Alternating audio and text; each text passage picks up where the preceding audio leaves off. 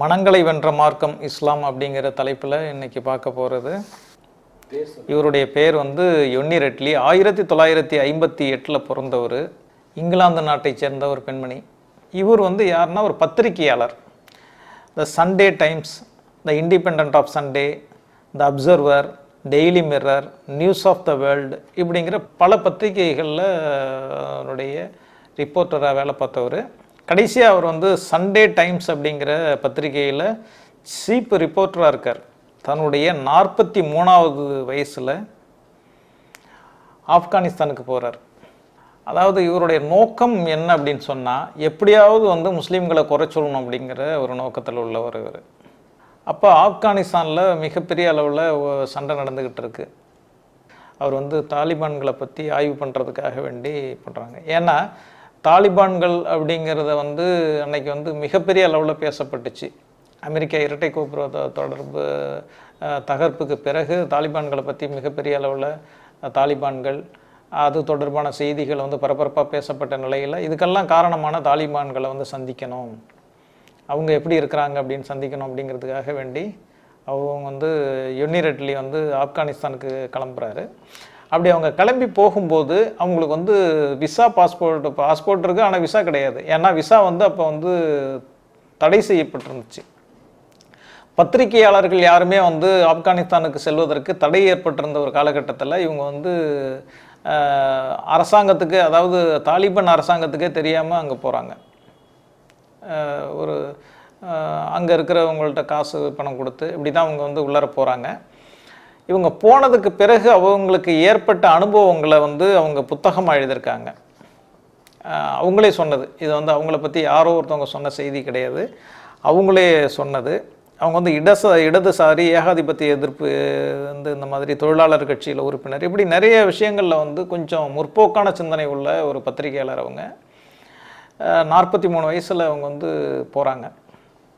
அப்போ அதான் ஏற்கனவே சொன்ன மாதிரி விசா இல்லாமலேயே அந்த அரசாங்கத்துக்கே தெரியாமல் ஒரு பத்திரிகையாளராக நம்ம எப்படியாவது அந்த செய்திகளை தெரிஞ்சுக்கிட்டு வந்துடணும். ஏன்னா தாலிபான்களுங்க ரொம்ப மோசமான தீவிரவாதிகளாக இருக்கிறாங்க, அவங்க என்ன தான் நோக்கம், அவங்க என்ன செஞ்சுக்கிட்டு இருக்காங்க அப்படிங்கிறத தெரிஞ்சுக்கிறதுக்காக போகிறாங்க.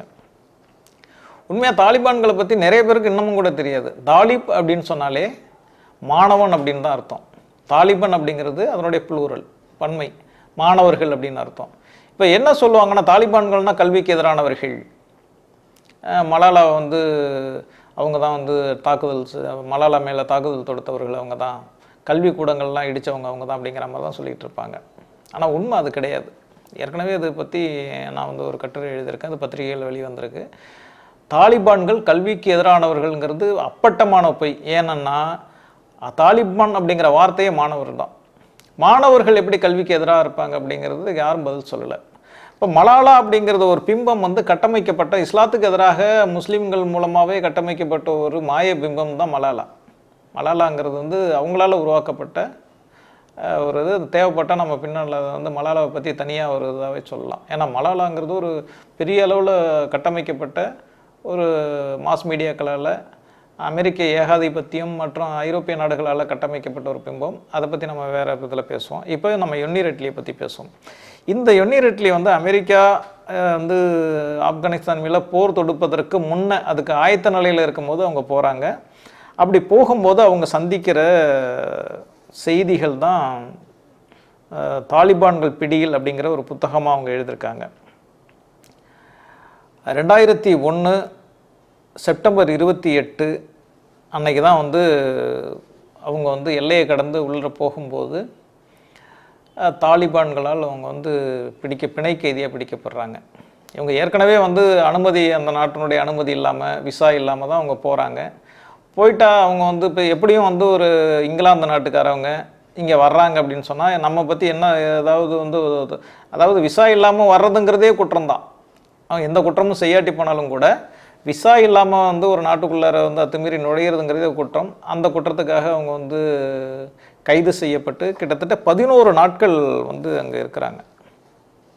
அந்த 11 நாட்களில் பிபிசியினுடைய ஜான் சிம்சன் அப்படிங்கிறவருடைய முயற்சியால் அவங்க விடுவிக்கப்பட்டாங்க. அதுக்கப்புறம் அவங்க வந்தாங்கங்கிறதெல்லாம் வேறு. 2 நாட்கள் திரைமறைவு வாழ்க்கைக்கு பிறகு வழிகாட்டி வந்து ஜான் அலி நஜிபுல்லா அகமது அவருடைய குழந்தைங்க இவங்க தான் சேர்ந்து ஒரு கூட்டமாக வந்து வேற ஒரு செட்டப்பில் இவங்களை அழைச்சிட்டு போகிறாங்க. அவங்க அழைச்சிட்டு போகும்போது அவங்க ஒரு கழுதையில் அங்கே வந்து கழுதை தான், குதிரையெல்லாம் அதிகமாக கிடையாது, வாகனங்கள் அதிகமாக கிடையாது. அந்த கழுதையில் பயணம் போயிட்டு இருக்கும் போது இவங்களுக்கு கழுதை பயணம் சரியாக தெரியல. இவங்க புர்கா போட்டுட்டு முகத்தெல்லாம் மறைச்சிக்கிட்டு தான் போகிறாங்க. அப்படி போயிட்டு இருக்கும்போது அந்த கழுதை வந்து கீழே தள்ளி விட்டுடுது. இவங்களுக்கு பயணம் செய்ய தெரில, கழுதை மேலே உட்காந்துருக்கிறது புதுசாக வந்தவங்கன்னு எப்படியோ தெரிஞ்சு போய் அது கீழே தள்ளி விட்டுடுது. அப்படி தள்ளி விடும் போது அந்த புர்கா வந்து விலகிடுது. அப்போ தான் இவங்க வந்து வெள்ளைக்காரவங்க ஒருத்தவங்க வந்திருக்காங்க நம்ம நாட்டுக்கு, இவங்க வந்து முஸ்லீம் பொண்ணு கிடையாதுங்கிற விஷயம் அவங்களுக்கு தெரியுது. அப்போ தான் அவங்க வந்து அரெஸ்ட் பண்ணப்படுறாங்க. இப்படி கைது செய்யப்பட்டு 11 நாட்கள் வந்து அவங்க வந்து இருக்கிறாங்க. அப்படி இது பண்ணும்போது கீழே விழுந்தோடனே அவங்க வந்து வெள்ளையாக இருக்கிறாங்கங்கிறது மட்டும் இல்லை, அவங்க கேமரா வச்சுருந்தாங்க. அந்த கேமரா தான் அங்கே காட்டி கொடுத்துச்சு. புர்கா போட்டுட்டு முகத்தெல்லாம் மூடிட்டு தான் போகிறாங்க. கீழே விழுந்ததுக்கு பிறகு அவங்களுடைய முகம் விலகிடுச்சு, கேமரா கீழே விழுந்துடுச்சு. கேமரா விழுந்தோன்னா அதுக்கப்புறம் வந்து பார்க்குறாங்க. ஏன்னா அவங்க விழுந்த இடம் வந்து பக்கத்தில் வந்து தாலிபானுடைய படை வீரர்கள் அங்கே பக்கத்தில் இருக்கிறாங்க. அந்த இடத்துல தான் அவங்க விழுகிறாங்க. அப்போ விழும்போது இந்த கேமராவை பார்த்துட்டு இவங்க கண்டு உளவாளி அப்படிங்கிறத வந்து அவங்கள கண்டுபிடிச்சி அவங்கள வந்து சிறையில் வச்சிடுறாங்க. அவங்க சிறையிலேருந்து விடுதலை செய்யப்படுவதற்கு முதல் நாள் தான் ஆப்கானுடைய போர் ஆரம்பிக்குது. அமெரிக்கா வந்து ஆப்கானில் போர் செய்ய ஆரம்பிக்கிறாங்க. அந்த போர் ஆரம்பிக்கிறதுக்கு முதல் நாள் தான் வந்து மறுநாள் தான் இவங்க வந்து விடுவிக்கப்படுறாங்க. அதாவது விடுதலை செய்யப்படுவதற்கு முதல் நாள் தான் ஆப்கான் போர் ஆரம்பிக்குது. ஆப்கான் போர் ஆரம்பித்ததுக்கு பிறகு ஏன் இவங்கள வச்சுக்கிட்டு இருக்கணும் அப்படிங்கிறதோட ஒரு பக்கம் இருந்தாலும் கூட அவங்களுடைய வந்து நாங்கள் வந்து இந்த நோக்கத்துக்காக தான் வந்தோம் அப்படின்னு சொல்லிட்டு அவங்க உண்மையான அதெல்லாம் காரணங்கள்லாம் சொல்லிவிட்டு அவங்க வந்து மனிதாபிமான அடிப்படையில் அவங்கள வந்து விடுதலை செய்கிறாங்க. அவங்களுக்கு வந்து வழிகாட்டியாக இருந்தது வந்து முகமது அப்படிங்கிறவர், அவருடைய உறவினர்கள் 3 பேரும் கூட இவங்களோட சேர்த்து அரெஸ்ட் பண்ண, நீங்கள் தானே வந்து அவங்க உள்ளார கொண்டு வரதுக்கு காரணமாக இருந்தீங்க அப்படின்னு சொல்லிட்டு அந்த பார்டர்லேருந்து கழுது மூலமாக கொண்டு வந்தாங்களே அவங்களையும் அரெஸ்ட் பண்ணுறாங்க. இதுதான் அவங்க வந்து போனதனுடைய இது. இதில் சொல்லப்பட வேண்டிய ஒரு செய்தி என்னன்னு சொன்னால், அவர்கள் வந்து வெளியில் வந்தாங்க. 11 நாட்கள் ஆப்கானிஸ்தானுடைய தாலிபான்களுடைய பிடியில் இருந்துட்டு, தாலிபான்கள் பிடியில் அப்படின்னு சொல்லிட்டு ஒரு புத்தகத்தை பின்னாடி எழுதுகிறாங்க. அதில் தான் இந்த விஷயங்கள் எல்லாத்தையுமே அவங்க வந்து குறிப்பிட்றாங்க. வெளியில் வர்றாங்க. வெளியில் வந்ததுக்கு பிறகு தான் வந்து இஸ்லாம் என்பது எவ்வளோ பெரிய வந்து ஒரு உன்னதமான மார்க்கம் அப்படிங்கிறத அவங்க வந்து அப்போ தான் உணர்கிறாங்க.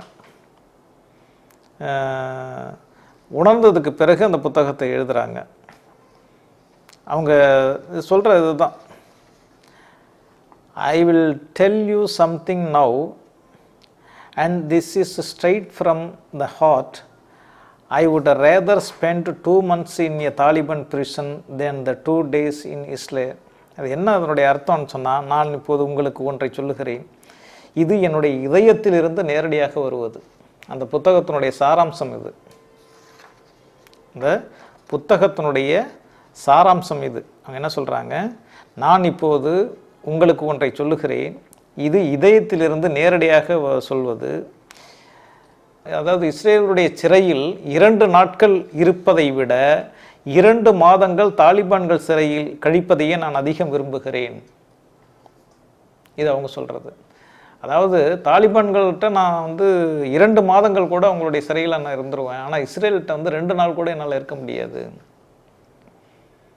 சொல்கிறாங்க. இதை சொல்லிட்டு தான் அவங்க இஸ்லாத்தை ஏற்றுக்கொண்டார்கள். இஸ்லாத்தை ஏற்றுக்கொண்டார்கள் அப்படிங்கிறது மட்டும் இல்லை, யுனிரெட்லி முஸ்லீமாக மாறினாங்க. இன்றைக்கும் அவங்க முஸ்லீமாக தான் இருக்கிறாங்க. முஸ்லீமாக இஸ்லாத்தை ஏற்றுக்கொண்டார்கள், இஸ்லாத்தை புரிந்து கொண்டார்கள், இஸ்லாமிய மார்க்கத்தை ஏற்றுக்கொண்டார்கள் என்பதையெல்லாம் தாண்டி இன்றைக்கி இஸ்லாத்துக்கு வந்து ஆதரவாக குரல் கொடுக்கக்கூடிய, போராடக்கூடிய ஒரு போராளியாகவும் தன்னை அவங்க வந்து காட்டிகிட்டு இருக்காங்க இன்னும் வரைக்கும். ஒரு முறை அவங்க வந்து